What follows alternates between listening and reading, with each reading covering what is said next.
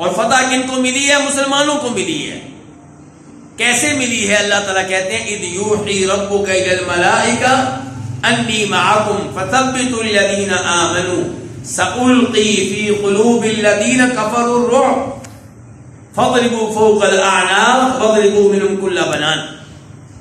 اللہ تعالیٰ کہہ رہے ہیں کہ میں بدر کی لڑائی میں فرشتوں کی طرف یہ وحی کر رہا تھا کہ تم لوگوں نے ایمان والوں کا حوصلہ بڑھانا ہے، ان کو تسلی دینی ہے، اور دوسری طرف میں یہ کروں گا کہ کافروں کے دلوں میں رعب ڈال دوں گا۔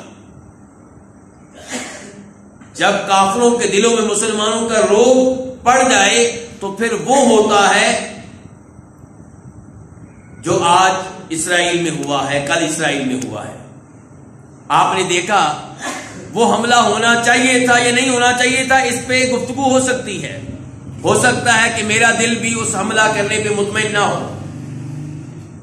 لیکن جب حملہ ہوا تو آپ نے دیکھا اسرائیلی فوج وہ کتنی ماہر ہے، کتنی طاقتور ہے، سامنے نہیں آئی، مقابلہ نہیں کر سکی۔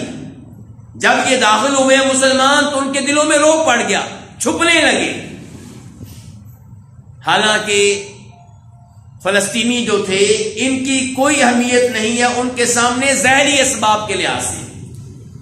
ایمان کی دولت ان کے پاس ہے، کوئی شک و شبہ نہیں، لیکن ظاہری اسباب کے لحاظ سے یہ ان کے سامنے کچھ بھی نہیں ہے۔ لیکن اللہ نے ان کے دلوں میں ایسا رعب ڈالا کہ وہ ان کے سامنے ہی نہیں آ سکے۔ تو یہ رعب اللہ کی بہت بڑی نعمت ہے۔ آپ دیکھیں غزوہ احزاب ہوا، پہلے میں نے کس غزوے کی بات کی ہے تھوڑی دیر پہلے؟ غزوہ بدر میں مسلمان کتنے تھے اور دشمن؟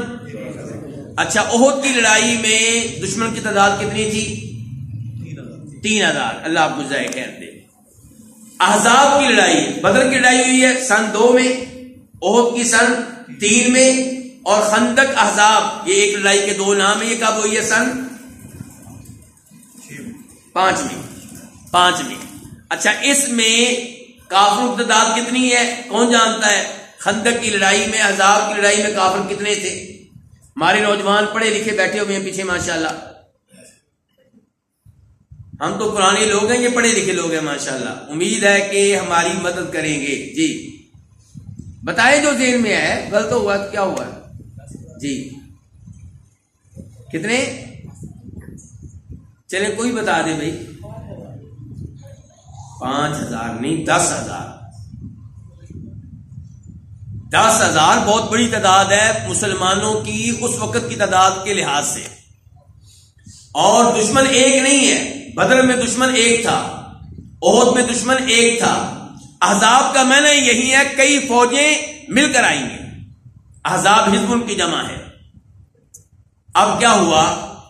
مسلمانوں نے ان کا مقابلہ کرنے کے لیے خندق کھودی ہے، اور یہ خندق مدینہ کی کس جانب کھودی گئی ہے؟ مدینہ میں رہنے والے احباب کئی ہوں گے جو آپ میں سے مدینہ رہتے رہے ہوں گے، کیا معلومات لے کر آئے ہیں؟ خندق کہاں کھودی گئی تھی جی؟ شمال میں۔ اللہ آپ کو جزائے خیر دے، تو جواب آپ کا ٹھیک ہے۔ یعنی کہ احد پہاڑ سے لے کر حرہ شرقیہ سے لے کے حرہ غربیہ تک، کئی لوگ سمجھتے ہیں کہ شاید خندق کھودی گئی تھی پورے مدینہ کے ارد گرد، ایسی بات نہیں ہے، اور یہ ممکن بھی نہیں ہے۔ خندق کھودی گئی ہے مدینہ کی اس جانب جس جانب سے دشمن کے آنے کا خطرہ تھا۔ اور ایک عجیب بات جو آپ میں سے کئی احباب کے ذہنوں میں شاید نہ ہو، کہ اہل مکہ جب مدینہ آتے تھے تو وہ مدینہ کی کون سی جانب ہوئی؟ قبلہ کی جانب۔ اب چاہیے یہ تھا کہ لڑائیاں جو اہل مکہ سے ہوئی ہیں، قریشیوں سے ہوئی ہیں، وہ قبلہ والی جانب ہو، مدینہ کی قبلہ والی جانب، ادھر مکہ ہے ادھر ہونی چاہیے، لیکن نہیں، لڑائیاں ہوئی ہیں ادھر مدینہ کی بیک سائڈ۔ ایسا کیوں ہوا ہے؟ کون سا بھائی بتائے گا؟ کون ہماری مدد کرے گا جی؟ اکیلے مولوی صاحب کو نہیں لگانا درس پہ، آپ کو بھی ساتھ مصروف رکھنا ہے جی۔ کوئی نہ کوئی تو جواب دے نا، کفارہ تو ادا کرے نا۔ شمالی سائڈ پہ مدینہ جو ہے، نہیں، میرا سوال یہ ہے کہ لڑائی قبلے والی جانب ہونی چاہیے نا. جدھر مکہ ادھر ہے تو مکہ والے آ رہے ہیں تو ادھر لڑائی ہونی چاہیے. پیچھے جا کے لڑائی کیوں ہوتی ہے؟ ان کے مکہ والے ادھر جا کے کیوں لڑتے ہیں بیک سائڈ پہ، مدینہ کی بیک سائڈ پہ؟ یہ سوال ہے میرا. آپ دیکھیں نا، احد پہاڑ جو ہے مکہ کے لحاظ سے مدینہ کی بیک سائڈ پہ ہے. ایسے ہی ہے نا، قبلے کی الٹ سائڈ ہے احد پہاڑ کی، لڑائی وہاں پہ ہو رہی ہے مکہ والوں سے. کس لیے؟ جی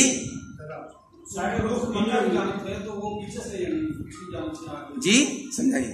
ان کی توجہ جو مدینہ والوں کی توجہ مکہ کی طرف نا، ادھر سے وہ آتے ہیں تو اس لیے انہوں نے نہیں، دشمن کے آنے کا تو پہلے علم ہو چکا تھا. ایسا کبھی نہیں ہوا کہ وہ آئے ہوں اور اچانک آئے ہوں. یعنی کہ تو اس میں یہ ہے، وہ چیز آپ نے پڑھی ہوئی ہے لیکن اس وقت آپ کے ذہن میں نہیں آ رہی. ویسے آپ نے پڑھا ہوا ہے سب کچھ ماشاءاللہ. اللہ رب العزت نے مدینہ کی حفاظت کی ہے. مدینہ میں 2 ہرے ہیں. 2 کیا ہیں؟ ہرے. ہرا کس کو کہتے ہیں؟ پتھریلی زمین. وہ زمین جس پہ ایسے پتھر ہوں جیسے لاوا پھٹا ہوتا ہے.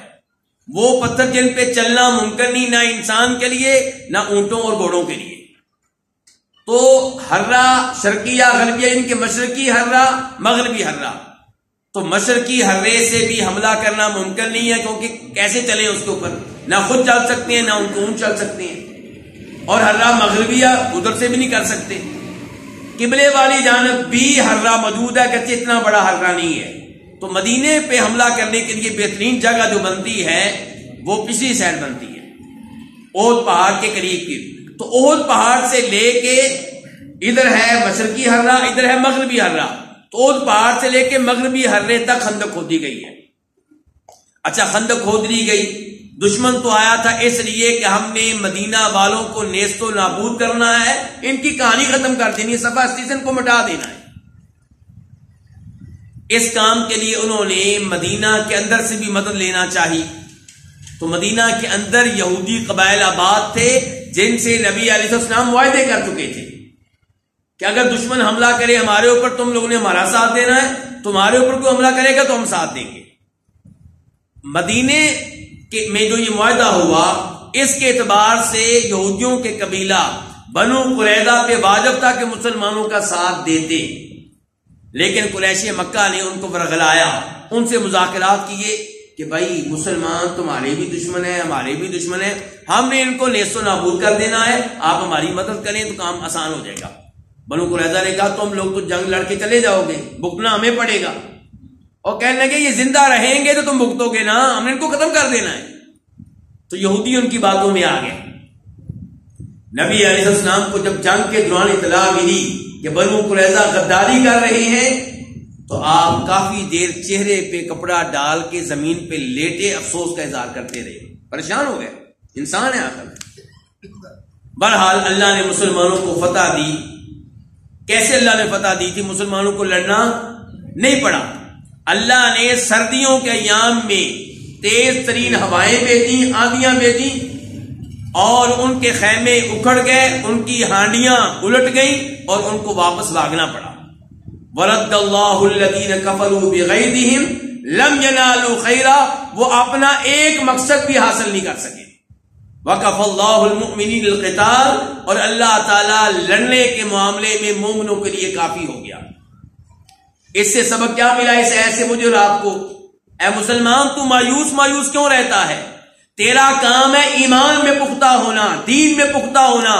دین میں پختہ ہو کر تو دکھا، عقیدے میں پختہ ہو کر تو دکھا، پکا نمازی بن کر تو دکھا. کبیرہ گناہوں کو چھوڑ دے، سود کو چھوڑ دے، شراب کو چھوڑ دے، بدکاری کو چھوڑ دے، بے حیائی کو چھوڑ دے. پھر دیکھنا اللہ تیری کیسے مدد کرتا ہے امریکہ کے خلاف، روس کے خلاف، انڈیا کے خلاف. مسلمان اسباب کے لحاظ سے عام طور پہ کافروں سے پیچھے رہے ہیں، لیکن اللہ نے بڑی بڑی جنگوں میں فتح دی ہے. اور آج ایسا نہیں ہو رہا کیونکہ ایمان میں کمزور ہے، دین میں کمزور ہے. آج مسلمان جہاد کرنے کے لیے تیار ہے، گولی کھانے کے لیے تیار ہے، لیکن 5 وقت کی نمازیں پڑھنے کے لیے تیار نہیں ہے. جہاد کے لیے آپ ان کو نکلیں گے، لیکن اگر یہ کہیں 5 وقت کی نمازیں پڑھو، اپنے بچوں پہ شریعت نافذ کرو، ان کو بھی نمازوں کے لیے اٹھاؤ، بچیوں پہ پردہ عائد کرو، نہیں، یہ مشکل کام ہے. یہ مشکل کام ہے. تو کہنے کا مطلب یہ ہے کہ اللہ نے غزوہ احزاب میں مسلمانوں کو